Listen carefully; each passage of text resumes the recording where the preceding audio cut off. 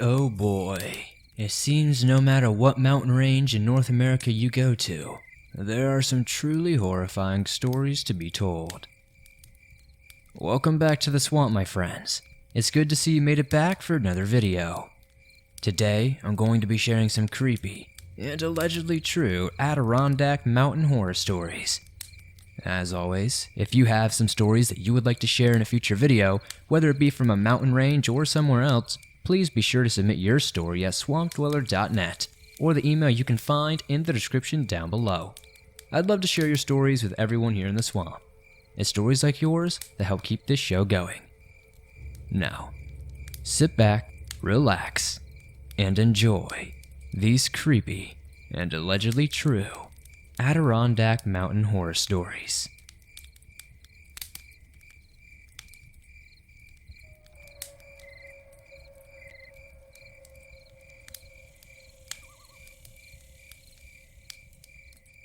Anybody who has ever camped up in the Adirondack area of upstate New York knows just how breathtaking and beautiful it can be any time of year.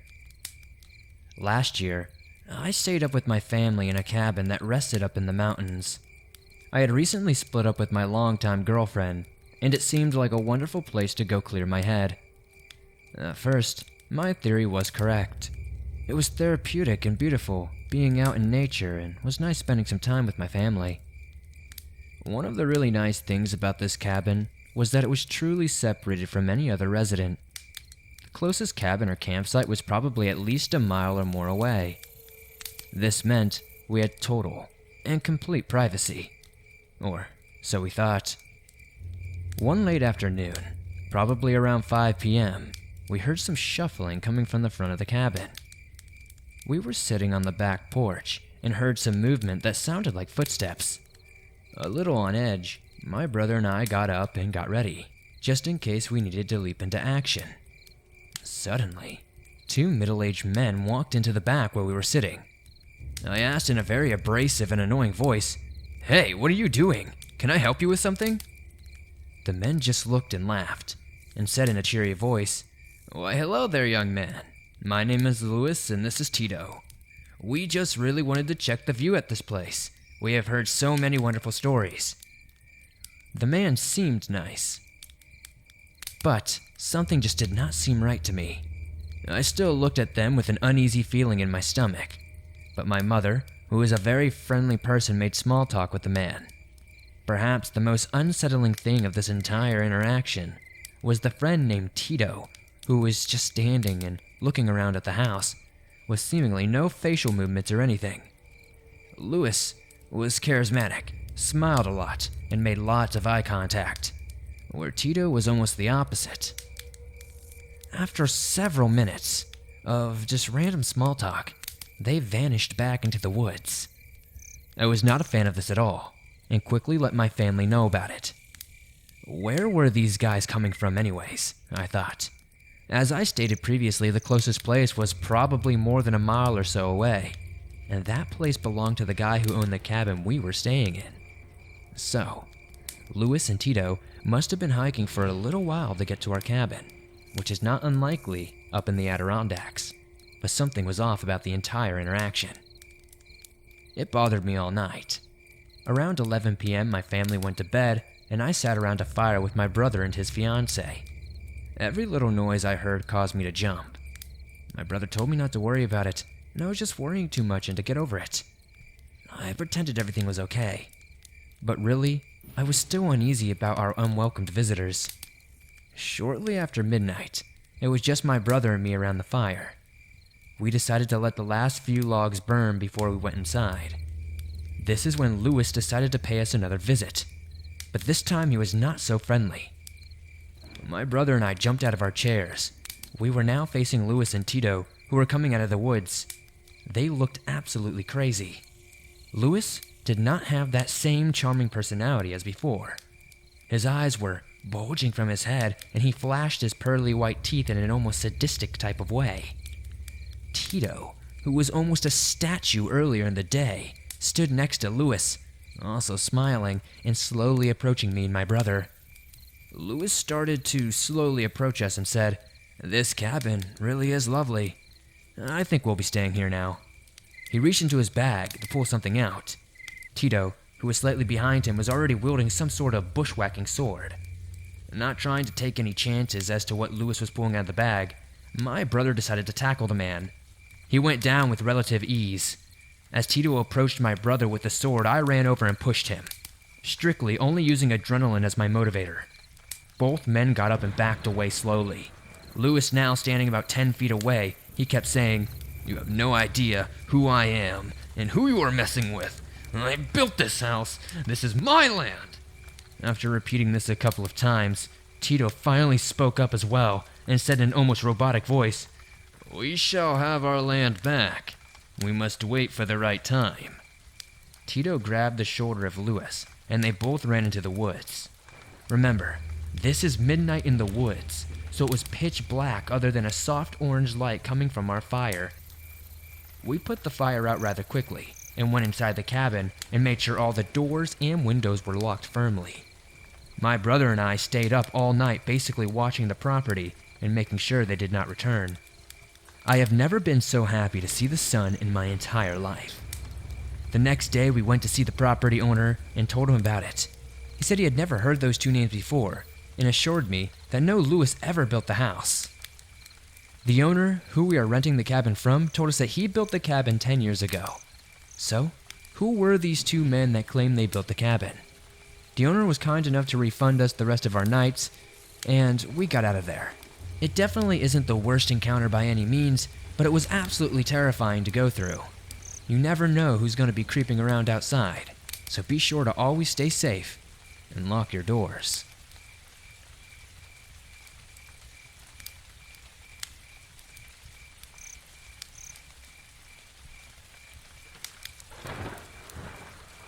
This one started out as a regular night. 3 of my friends and I went out into this Adirondack Mountains shelter that we called the Addy. It was maybe about 500 feet into the wood lot at the edge of our dorm parking lot. It is basically a small lean-to shelter built out of logs with a metal roof and an open front. It is a spot we had been going to almost every single night for several years to smoke weed before bed, and sometimes even during the daytime. Occasionally, we would see some strange things that we could not quite explain, like random lights off in the distance of varying colors disappearing and reappearing in no consistent pattern. The woods were several acres deep in that direction, and it was a rural area with family-owned agricultural fields, at some point past the forest. You could walk for probably 30 minutes in that direction and still not be out of the woods. This night, we saw the same lights, and they often are accompanied by an uneasy feeling, like there's static in the air. Granted, I know every time we saw these things we were smoking, but I don't really get all that paranoid when I smoke. But I digress. It was a trend, and I was not the only one noticing them. Anyway, this one night, all of us were feeling uneasy and hyper-aware of our surroundings, trying to finish up our bowl and go back to the dorm. Then, suddenly out of nowhere, there was a huge crash on top of the metal roof of our Addy. All 4 of us happened to be sitting in a small circle inside the corner of the shelter of the floor. We all were getting terrified and grabbed each other, ducking as close as we could to the floor, expecting the shelter's roof to collapse in on us. It felt like a huge tree fell on top of the shelter. A moment later, when the shelter had held strong, we all shakily looked around. We all quickly decided to get up and get back to the dorm as quickly as we could. It was night, so we could not see very well. So, we were leaving, but all our hearts were racing, and we were too shaken up to stay and investigate. The next day, we went out during the daytime to see if we could investigate and see what happened. We looked to see if there was a tree that fell, and there were no downed trees around the Addy, and no fallen branches large enough to make the sound that we heard. That was something terrifying to discover. I tried doing some research to see if anything weird happened out in those woods or in that area of the Adirondack Mountains. Previously, as I have stated, I have had several unexplainable experiences there throughout the years. I found out that there is an old fort about 15 to 20 miles away from where we are, and there's a big ambush involving Native Americans way back during the French and Indian War, where many Native Americans and French died. I always wondered if any of the paranormal experiences in those woods were related to the Native American spirits that previously called those woods their home. I'll never know for sure, but it is an interesting thing to think about, and something I'll never forget.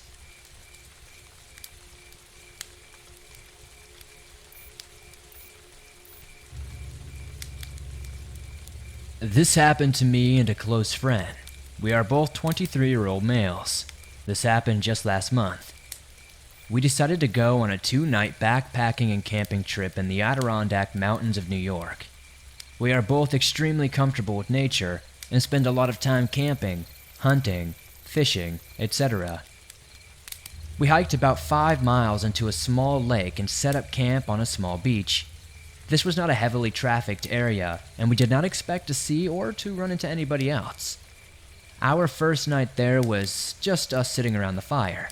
We saw a flashlight moving on the other side of the lake at around 10:30. This was unusual. However, we did not think too terribly much of it at the time. But as time went on, this flashlight kept moving around the lake, getting closer to our campsite. We kept discussing who could possibly be wandering around the woods in the middle of the night, and we did not particularly want an unwelcomed guest. Once it was clear that the person, or people, was heading for our campsite, we moved off into the woods nearby to see who wandered up. I took a small axe with me, and my friend had a .22 rifle. Now, we were not expecting trouble, and we certainly did not want to make any, but we figured we might as well cover our bases. Now, the moment of truth.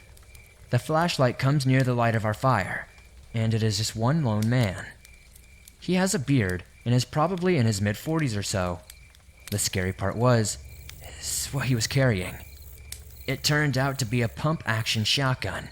He walked around the campsite a few times and then proceeded to enter our tent. After rummaging around for a minute or so, he came out and started yelling. I know you're out there. Why don't you come and say hello? My friend and I remained motionless under a hemlock tree about 50 yards away. That is when the man proceeded to fire his shotgun into the woods, not too far from where we were sitting. He also swung his flashlight around several times. After what felt like hours, he grabbed my friend's backpack and a few articles of clothing we had drying off near the fire and threw them in to burn. My friend, who had his .22 trained on the man the entire time, asked me if I should shoot. I told him not unless he spots us and starts to point the gun in our direction. Thankfully, the man moved off from where he had come after a little while. We waited until his flashlight was on the other side of the lake, ran out, grabbed everything we could fit in my backpack and took off. It was now around 2 or 3 a.m. at this point. We ran out the trail with flashlights and made it back to our car as the sun was coming up. We immediately went to the police department and reported it, where we also spoke to some forest rangers. That was it really. I have not heard anything back from the police. It was not mysterious, however, it creeped the absolute hell out of us.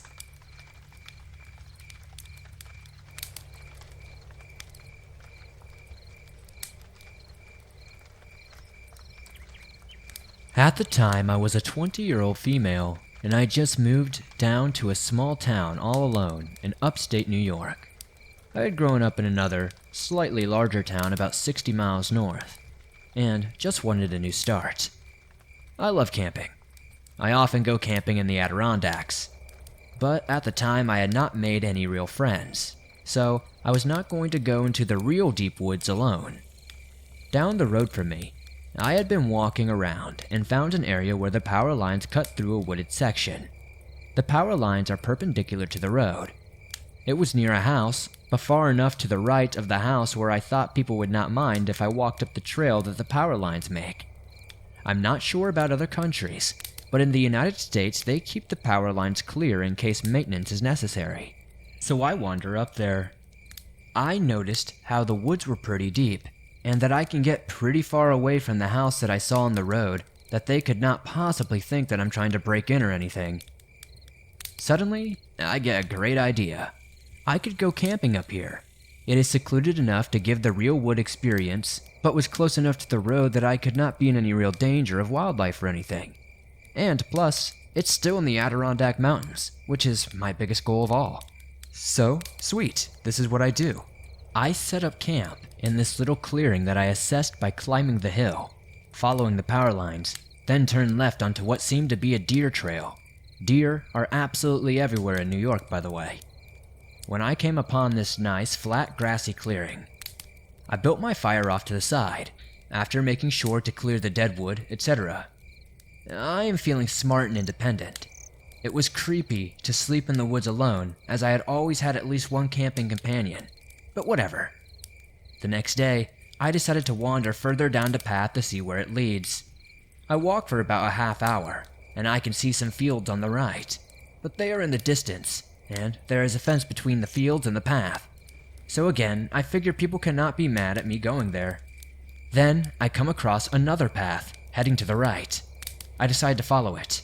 A couple of feet in, it curves slightly, and there is an old van on the left of the path. Well, that is strange. It's about 1 p.m., near noon anyway, broad daylight, birds are chirping, so I feel no danger. I go up to the van, which had obviously been there an exceptionally long time.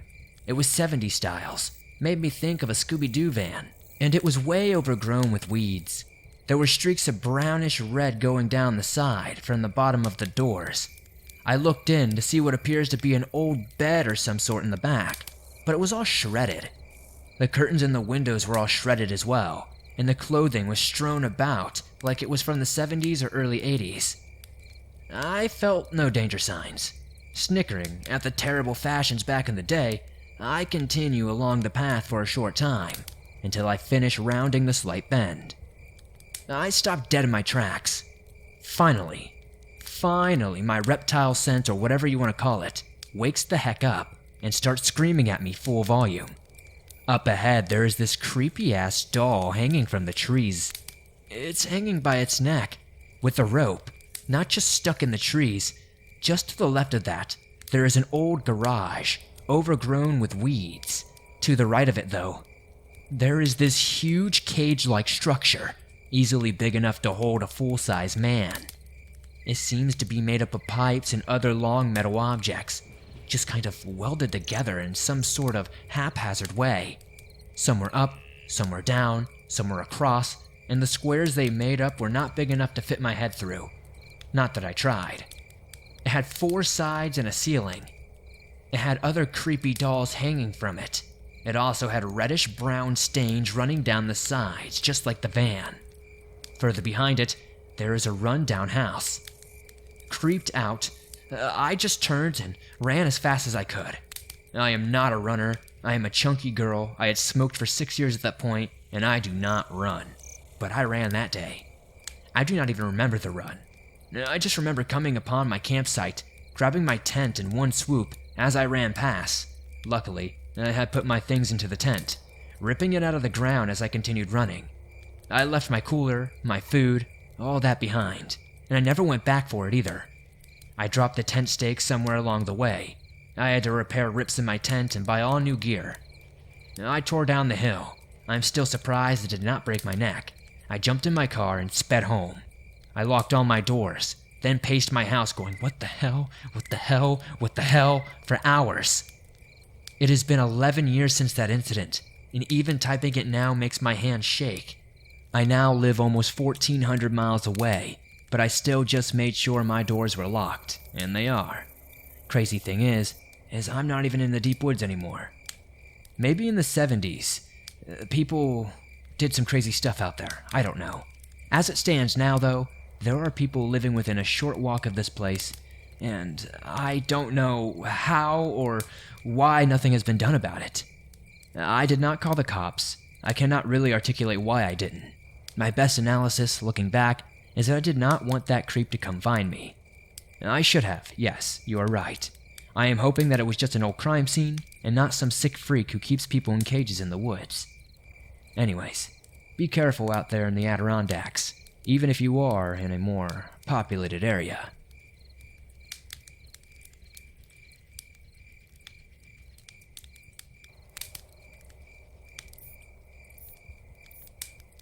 I found myself on an expedition deep within the forest. To be more precise, High Peaks Wilderness, which is an area within the Adirondack Mountains. I brought along a friend of mine who you can call Trailmaster, and another friend of mine called Nymph. These trails are endless. It's a beautiful mountain range, filled with mile after mile of dense forest. The true definition of beautiful and dangerous. After hiking for most of the day, we must have traveled just under 3.5 miles. Trailmaster found a good spot for us to settle down for the night. A slight breeze blew from the northeast as the sun was on the verge of setting. An estimate of 2.5 hours of daylight left. Trailmaster set out to gather wood and Nymph went to collect water from a nearby creek. I worked on setting up our tent for the night. Suddenly, Nymph came running back to the camp without the canteens and the sound of her panting followed by her dropping to the dirt to her knees. It left me in awe for a second. Believe me when I say I've known Nymph, and it is unusual for her to be panting that loud and freaked out. Are you okay? I did my best to calm her down while trying to get answers. What's the matter? I asked her, just as Trailmaster returned with a bundle of sticks. What's wrong with her? He asked. That is when Nymph told us the story. She had just arrived at the creek and found a good spot, just as she was filling the canteens. The cliché sound of a twig snapping not far behind her was heard. The sound she believed was originating from the other side of the creek. She brushed it off as an animal probably spooked by her presence and kept filling the canteen. Then she heard it again, except the sound was louder and much closer. What she heard next was an audible grunting sound, the type a male white-tailed deer might give. The feeling of dread washed upon her. She suddenly felt as though she should not be there, and that she needed to get out, quickly followed by the sudden feeling of being watched. It made her extremely uncomfortable, almost to the point of being disoriented. She rose to her feet and took a few quick steps back, and then she saw across the creek, obstructed by trees, only a pair of antlers and what looked to be like legs. Hind legs followed by loud grunting. She thought it could have been a deer. Her better judgment kicked in, and she thought to herself, what deer is not afraid of being so close to a human? She ran back to the camp when the grunts became louder and started to sound almost threatening. Are you sure? Trailmaster asked, with a hint of uncertainty in his voice. Nymph did not even answer him, instead shot him a cold stare. It was most likely a deer. Are you afraid of a deer? Said Trailmaster. I, on the other hand, will give Nymph the benefit of the doubt. Nymph, even in her current state, could describe what she saw, heard, and felt. It was her senses and a gut feeling that made her run away. Trailmaster opted to go look at the area where Nymph had previously been. Nymph was reluctant. She would not go back, so Trailmaster set out alone. Nymph stayed at camp with me, who was debating on whether we needed to relocate our camp. I needed a report before the decision could be made, though. When Trailmaster arrived in the area of the creek where Nymph had been, this is what he observed. Footprints, which were most likely Nymph's, headed in the direction of our camp, and empty canteens on the ground. On the other side of the creek, there were prints resembling an animal, perhaps a deer. The only problem was the spacing of the prints and how something about them appeared to be missing. A deer typically walks on all fours. Upon closer inspection, Trailmaster came up with the conclusion that this deer had been walking on its hind legs. The prints formed a trail. The trail seems to have emerged from somewhere in the woods and continues for a few meters, and stops at the opposite edge of the creek. They then turn around and head back in the direction they originated from, without overlapping on the original set. Trailmaster later admitted it did spook him a bit, and he too felt uneasy. He arrived back at camp a half an hour later with our filled canteens. Even if we wanted to move, it would be nearly impossible as the sun had already began to set. Fast forward 2.5 hours. Our tents were pitched, campfire lit, and dinner served. We decided that it was best for one of us to always be awake until first light. It was just too dark to move now. My tent was only a foot away from Nymph's tent. There was a good reason for that. Trailmaster's tent had been closer to ours.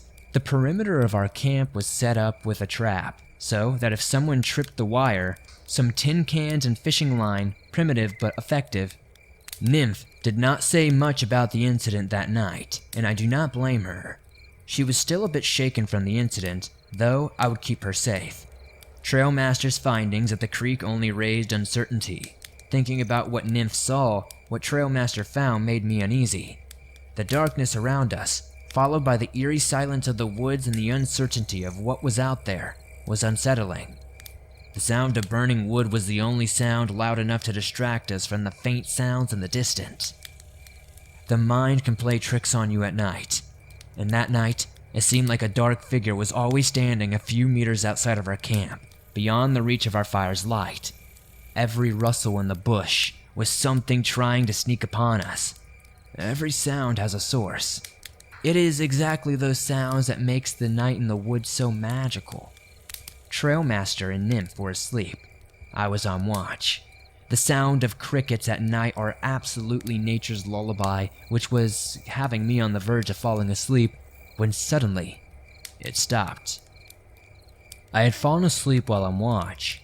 Nymph said that she had woken up sometime during the early hours of the morning.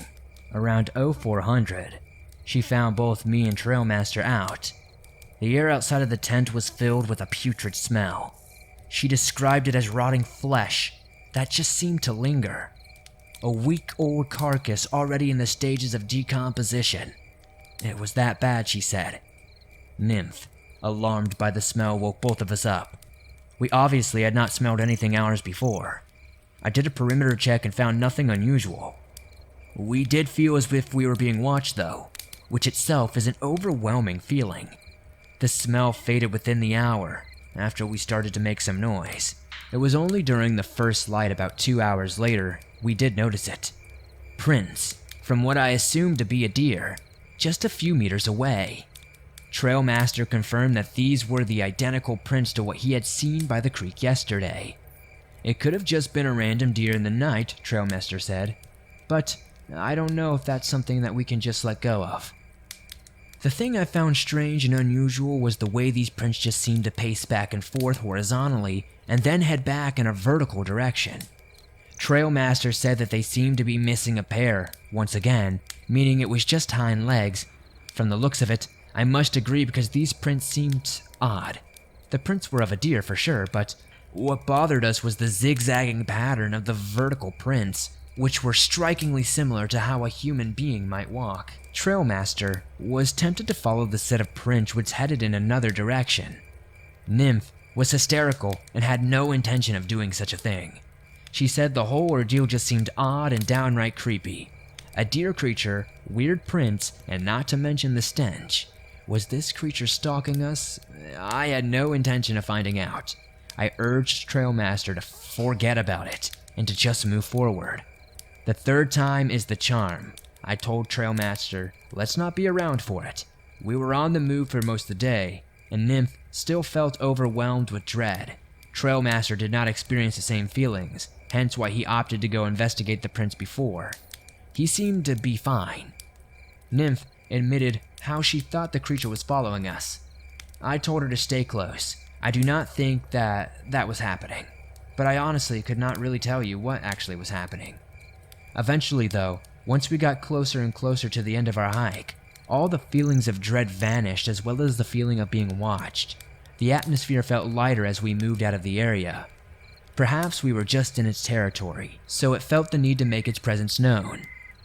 We no longer felt threatened. Nothing else significant happened that is worth mentioning, but I do want to reflect on how we got lucky on that trip. Perhaps this creature decided to spare us. Maybe it meant no harm. We simply do not know. So many questions with so few answers. I am not 100% sure what it was. I don't know what we encountered. I have no idea what we encountered either. Though, one name comes to mind when I do research, and that's a Wendigo. I've heard stories about the existence of this creature from folklore. I have managed to remain a skeptic, but what we experienced out there, up in High Peaks Wilderness, is not something we will likely forget. Whatever that creature was, I would like to think that it's still out there, waiting for the next group of hikers who venture off the trail into the vast unknown. Be careful out there.